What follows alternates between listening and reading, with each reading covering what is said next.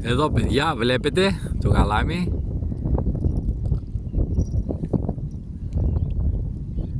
Έχει λίγδες εδώ σε αυτό το φανταστικό μέρος.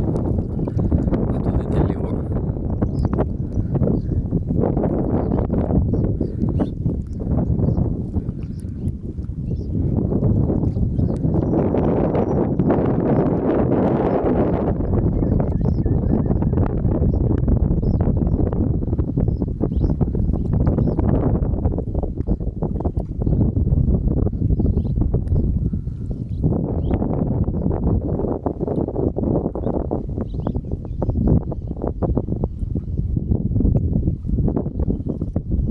Παιδιά, δεν μπορώ να τραβήξω πολλά βίντεο γιατί έχει παιχνίδι.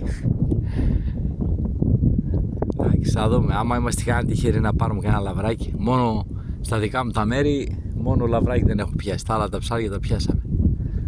Θα δούμε. Καλή συνέχεια παιδιά.